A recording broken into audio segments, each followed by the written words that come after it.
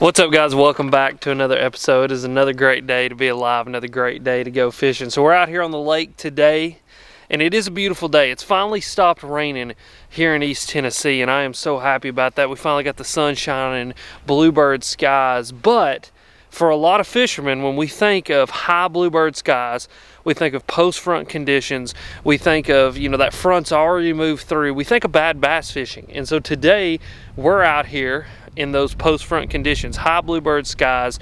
You got high muddy water, it's cold, it's starting to get a lot colder. We got a big cold front pushing through, and we've got all the things that a lot of bass fishermen, when you think about them or put the factors together, think this is bad bass fishing conditions. And so today we're out here and we're going to see what we can get done. I'm going to break down these conditions. I'm going to break down how I look at it, the things that I look for, and how I can take conditions like today and put some fish into the boat. And so that's what we're out here to do today. We're gonna have some fun. I'm so glad that you guys clicked on this video, and without further ado, I'm gonna shut up. We're gonna get into this thing and we're gonna see what we can get done today.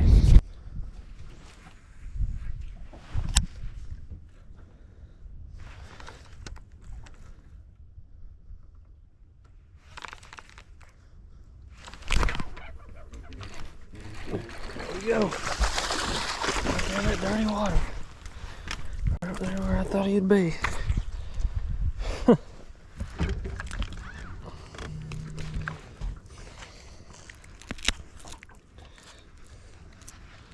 There you go, guys.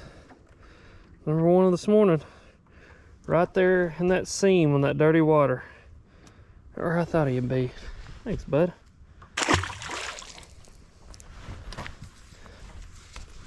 Alright, guys, so like I said in the intro, we're dealing with these post-front conditions. High bluebird skies, high muddy water, the conditions that we all kind of dread as bass fishermen. But I think there's still opportunity to be able to get these fish to bite in that scenario. And as you guys can see there, that was one of those, and there's another one. It was one of those situations, and there's another fish sitting right there.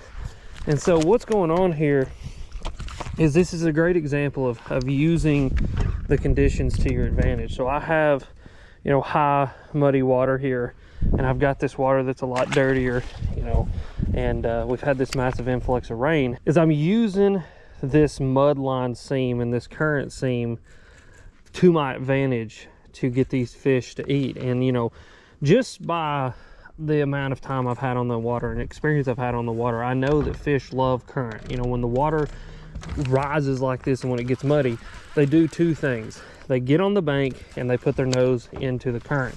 And so that's what I'm doing right here, is I'm throwing this jig right up onto this current seam. I don't know if you can see it, but there's a culvert dumping this current out right here. And these fish are literally sitting right on that current seam where those two kinds of water are mixing. We got that dirty water on this side, this clean water on this side. And they're just sitting up there waiting for stuff to swim by. They're waiting for things to be brought to their face. They're probably not wanting to chase a whole lot today. We can actually find that out here in just a little while. I'm going to go through some moving stuff and see if they want to eat it. But just throwing this really bright colored jig up in there, something that they can see really good, something they can react to when it, I just pulled that one out, that one's a mouse. Something they can react to when it falls by their face. Actually, that was somebody's fishing line. And just getting these fish to eat. And that's exactly what's going on here. And so, yeah, it's one of those deals that even though we are in these really tough conditions, these conditions that we consider tough for bass fishing, you've got to use all of those different, factors to your advantage, whether it be a current seam where the water's mixing. All the things that have happened are going to make the fish do something. And so, in the toolbox, I know high muddy water, fish are going to get on the bank and they're going to put their nose in the current. And so I've got up on the bank, I'm throwing something right up into the current seam, something right where their nose is going to be, right on the bank, right up in the current, and I'm getting those fish to eat it. And I've got 2 bites out of this current seam. And that's kind of my plan today, is just to run, look for moving water, look where water's dumping in, flip a jig in there, and see if we can get those fish to eat. And right here, you guys have seen 2 fish out of this one spot.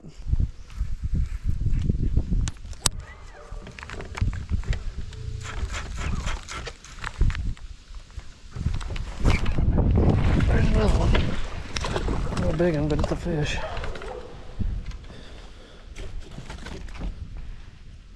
That's a spot. Nope, that's a largemouth.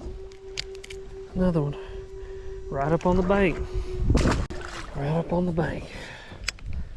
Took off running like a bat out of hell too with that thing. One thing to keep in mind when you're fishing like this is that these fish are going to be right up on the bank. When the water comes up and the water rises like it has over the past couple days, these fish are just going to follow that water right up. They're going to put their nose on the bank and they're going to wait for something to swim by their face or crawl by their face, and they're going to eat it. They're not going to move really far away or really kind of chase things down when the water's like this. It's just not worth it to them.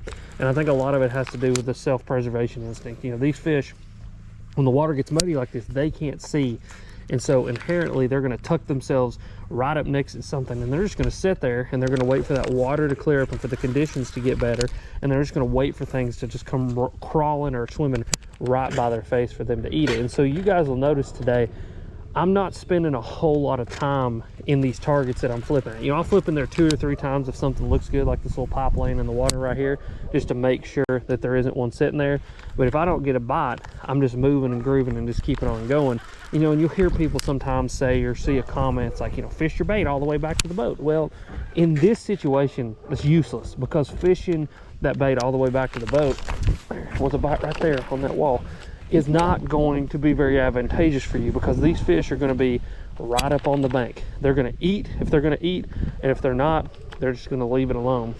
And so kind of keep that in mind. You know, if you get in these dirty water situations where the waters come up really quick, or you're fishing shallow and you're flipping something like a jig or throwing something like that just right up onto a piece of cover, throw it in there 2 or 3 times, make sure that they're not wanting to bite it. But if they're not there, they're not going to be there, and just keep on going. Just keep it shallow, keep it quick, and I think that's going to be a lot more advantageous for you guys to get more bites in this situation, because this is not a situation where, you know, you're going to want to fish it all the way back to the boat. But it is a situation where if they're right up on the bank like they are today, just flip it in there and then keep on moving.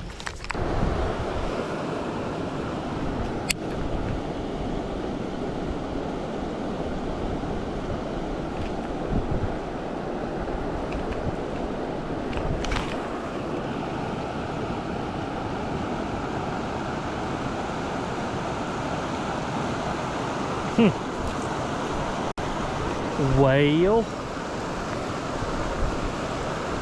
Must have been a muskie.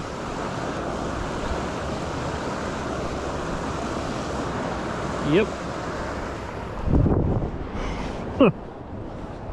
Oh, some bitch bit my damn jig right the f off. So I had something break my jig off. I'm assuming it was a muskie because my line was cut clean, and I actually don't have any more jigs that color. So I've tied on this Pit Boss that's essentially that same really bright orange color, because I don't have any more jigs that color. I mean, they should eat that just as well, because it is very bright and very easy to see. So we're going to keep on fishing here for a minute, see what we can get pieced together, and just keep on fishing this dirty water. I also want to go fish a little bit cleaner water too, because I know there's a pretty good cranking bite going on right now that I want to go see if they're doing it.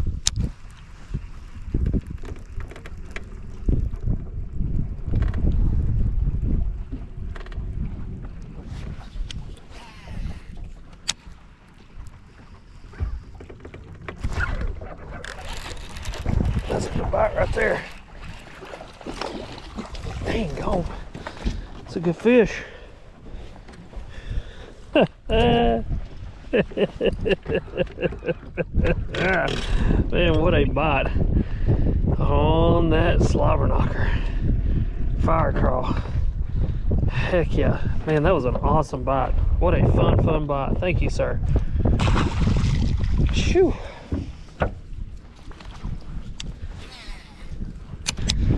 Well, I stopped in this little cut off the main lake here, guys. This is a little area that I've had a ton of success. It's a great area because you got access to deep water directly behind me.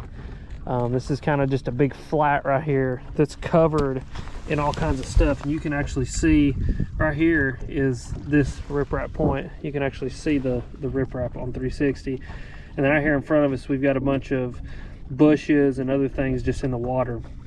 And that fish actually came off that bush right there. So he was sitting on this point. I got that about a third of the way back to the boat. He came off that bush. But this is just a great little area. It's it's covered in all kinds of cover and places for these fish to hide. And I like to stop in here every time I fish just because I just have a ton of success with it. I always like to pull in here, but that fish absolutely blasted that slobber knocker. He must have saw that thing and just had to have it. But this is a great area, not only because of that, but we've also got the wind blowing in here. You guys can see the water really broken up, wind's pushing into that point, and it's just a place that a fish is going to be sitting this time of year, you know, especially as shallow as these fish are wanting to live, where this waters came up and everything like that. You know, that wind pushing in there is bringing food to them. These fish, a lot of the times, I think a lot of people think that bass are like proactive predators, and sometimes they can be, especially spotted bass and smallmouth.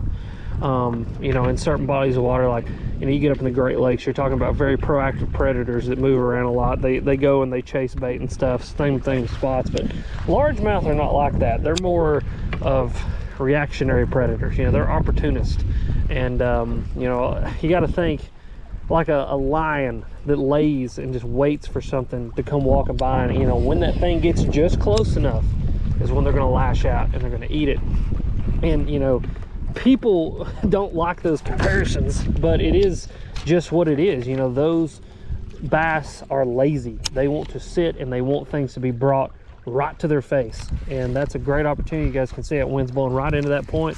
That fish is sitting on a tree, just sitting there waiting to ambush something, waiting to have something brought right to its face. And I brought that slobber knocker right to its face, and he lashed out and he ate it. But yeah, just some thoughts to have there. You know, another thought process to kind of put in your memory bank is that most fish are lazy, and that fish want things brought to their face. They want things to come to them. They don't want to have to work for it, and especially largemouth bass like the ones we've been catching today. So yeah, we're gonna keep on going here, keep on fishing. Oh my God, I need to get a hold of heavier things.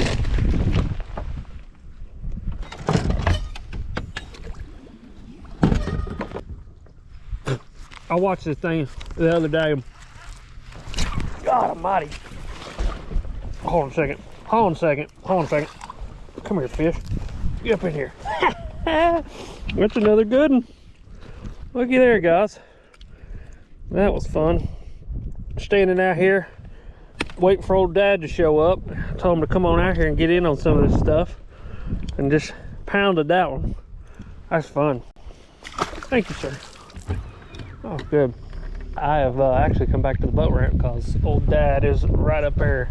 He's about to come down here and hop in the boat with us. So yeah, we got another one there. Great example of kind of what I was talking about earlier, is winds blowing into here. That fish was just sitting there waiting for an opportunity to eat something, and I dropped that little creature bait right in front of his face, and he smashed. I actually never felt him bite it. I picked up on it and went to reel it, and when I reeled it, he was swimming the other direction with it. So, but that fish was just kind of sitting there and reacted to that really bright color, because obviously this water's a little bit cleaner in here.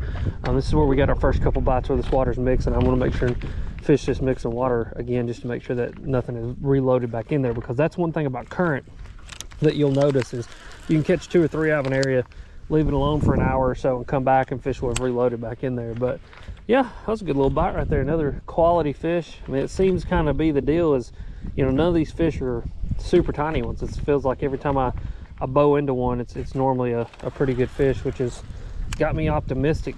There's a lot of lake to fish and a lot more water to cover, that I feel like we can probably put some better fish in the boat today. So we're going to stay after it. Going to pick up Dad at the boat ramp here and just keep on keeping on.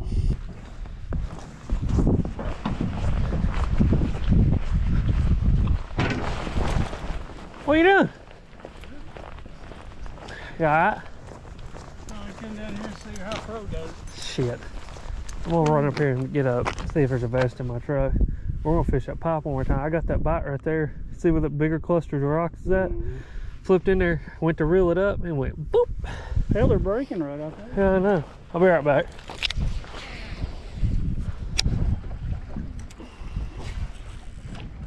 Yeah, look at that point. There you go. Got it? Get him. I mean, dude, call the record books. I got him too. Look, here's another one. Double. It's a double. Look, they're brothers. I mean, dude, them's the same exact size fish. Twins right there. That's funny. Easy enough, Flippy. Get out of here. I ain't even gonna deal with that kicking like that now. All right, guys, so again here, what we were talking about earlier, just like with that fish on that slobber knocker, wind blowing over a main lake point. And those fish are sitting in behind that point, just waiting something to cross right in front of their face, and they're gonna eat it. Like I said, largemouth are lazy. They're not really gonna be super predators. You know, they're not gonna track things down. They're not gonna wanna chase it, and they're not gonna wanna eat it. They're just gonna want the food brought right to them. And this is what this provides. This wind's blowing down the main channel, pushing out around this point, and then this right in here behind this point is where me and Dad both got our bites. And there's just two fish sitting there just waiting for crawdads or bluegills, bait fish, whatever it is, to just come kind of drifting over this point, and they're going to eat it. Got him? Yeah. Big one? Yeah, that's a decent little fish. It ain't gone now, Dad. On the old Fritz side. Get him up in here. That's a solid one, dude. Heck yeah. Good work, Dad. Pearson. Some Fusion 19s, dude. They ain't no joke. That's a Good solid little one. fish, man. Yeah. He crushed that thing, didn't he? Yeah, he hit it. I mean, I knew when you loaded up on that one, I thought that's either a big one or that fish just like had its way with that crankbait. That was fun right there.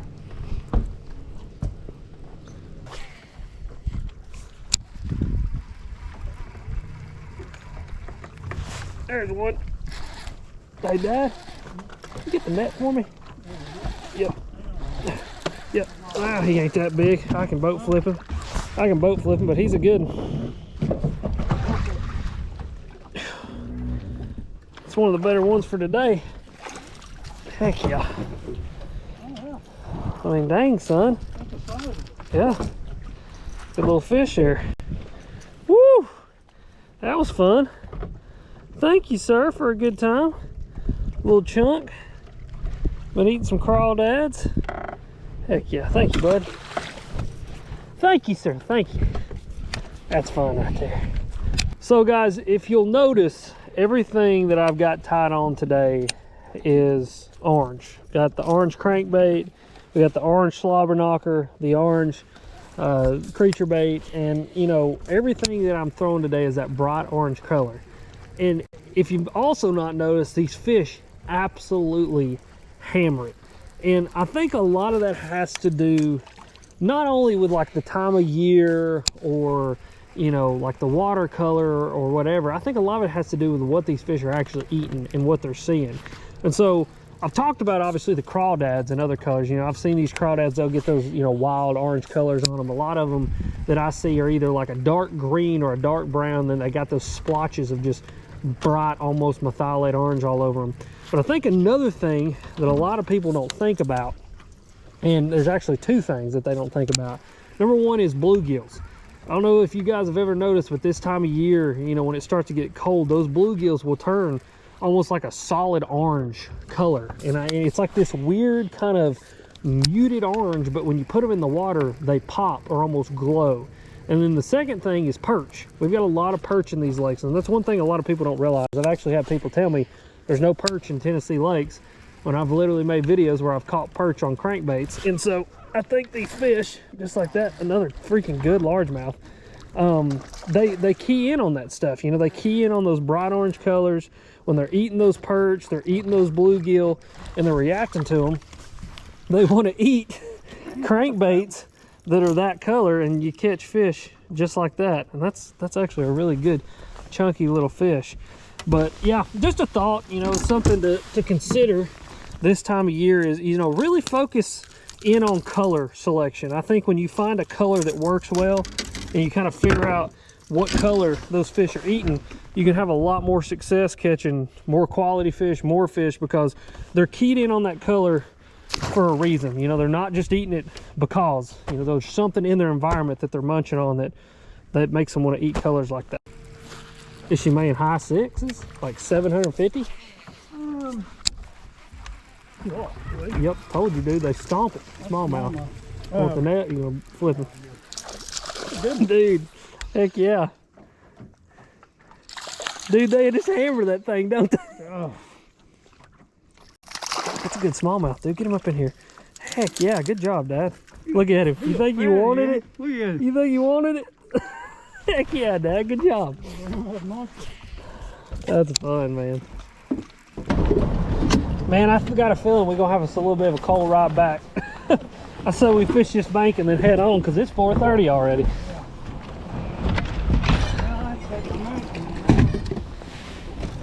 Zip it, loop. Another reason I wanted to go the other night. I think it's missing today. I feel like shit. You really? Man, that wind is humming, ain't it? Well, we're right here where it's, Yeah, that's true. yeah. Yeah, I see that. I hooked a big one right here the other day, too. God dang, I hate. Oh, There he is. Good job. got on that little camera. Yeah, he was. Work, Dad. Oh, it's there. Get dark. I won't let him hook you now. Lord of mercy, I don't want to dig a hook out of your damn hand. Good work, Dad. Old Dad laying the hammer down on him today. He's caught some good fish. Yeah. If it's a medium dub and crankbait bite, I can hang. I'll be honest with you guys, when Dad showed up, you know, I come back out here, I told you we're going to be fishing a little bit of muddy water today just to kind of get some reps in that muddy water. But when Dad showed up, I knew they'd be eating his crankbait, and so we started throwing the crankbait because that's what's fun and you catch fish like that. And so probably going to finish up the day. There's a few muddy patches, I think, up through here. There's some of these pockets kind of off the main that's got springs in them that kind of muddy water's been dumping in. And so we'll flip that little creature bait in there and just see if we can pick a few of those apart some more. But I think today's been a great example of showing that you can capitalize on those post front conditions. And if you've noticed, most of the fish that we've got to bite today have been better than average ones. And that's kind of what you'll see is that, you know, those smaller fish, those a little bit less aggressive fish, you know, when it does get post front, they'll kind of lock down on you. They won't want to do much. But those bigger fish, you know, if you can get them to eat on these post front conditions, those are the ones that are going to want to eat a little bit more. But this has been it's been pretty good today, to be honest with you guys, because it is completely slicked off now. I mean, literally, you got like a few more clouds in the sky, but after that, it's going to be bluebird tomorrow, and you got it. And you start catching fish like that. There you go. It's a good long one. And that's fun. But yeah, guys, it's been fun today. Good representation that even when those conditions get crappy, you know, those pressures get high and that weather changes in the direction that we as fishermen think that it's not good, you can still catch these fish and have a good time. Dude, that's a freaking good one, man. How about descaled that mug? Good work, Dad. Heck yeah. Because that took me a while too, because I thought, God dang, them trees are huge. And then I realized, like, oh, there we go. Yep. Dude, look at the way he got that thing. Golly, I mean, do you think he wanted coming it? at you with his mouth open. Look at That's that. damn near. Look, he's got spots on it. Look at him. That is so cool. You don't see him much with spots Hey, on it. I don't know what else I got to do to make y'all think that the money badger works other than that right there. Look at that. That's awesome, Look how man. dark his lately. Yeah, God, it's a pretty fish. That's awesome, man. That cold front is moving in. Those post front conditions, man, that's an awesome bite. Thank you, buddy. Thank you, thank you, thank you, thank you. You know, even though we are post front, the cold air is moving in today. You know, the front moved through, but the cold air was behind the front. And I think sometimes that we can get really caught up on trying to catch fish in front of the front, but we got to realize that sometimes the post front is when those temperature changes actually start to happen. And, you know, the pressure changes within the barometric pressure actually happen that make those fish want to eat. And me and Dad were just kind of sitting here talking, and this is more I don't know, this is ideas more than it is fact, but we were kind of talking about that we believe as the temperatures start to drop that the fish can tell. You know, I really truly believe these fish are a lot more in tune with the environment than we ever will be. It's just like any other thing in nature. And I think these bigger fish know that they need more to go. You know, the smaller fish don't need as much to eat. You know, they're smaller body, smaller movements. I mean, just everything about them. They don't need as much caloric intake to survive as these bigger fish do. And so I think sometimes, you know, when these pressure changes happen like this, and this high pressure's rolling in and this low pressure's moving out, and there's a pressure change happening, whether it's going high to low, low to high, whatever it is, that these fish, these bigger fish especially, will feed because they know that there's a change coming. You know, that there's gonna be a period when maybe the conditions aren't perfect or something, and they'll feed more than those smaller fish will, and they'll outcompete those smaller fish just because they know they need those calories. It's an idea more than it is a factual thing. You know, I have nothing to prove that other than just anecdotal experience on the water, but I think it's something to consider about bass, is that they're way more in tuned into the environment than we ever will be, and that when pressure changes like this happen, that they're going to feed in order to preserve themselves. And I think the preservation instinct may be the strongest instinct that the bass has. And so if preservation means eating, then they're going to eat, especially the bigger ones. I know one thing. I need to increase my caloric intake real soon. No kidding. There's a taco call of mine now. I'm feeling a taco tonight for some reason. I am too. There's a little pressure change going on in my stomach, and it's making me want to eat.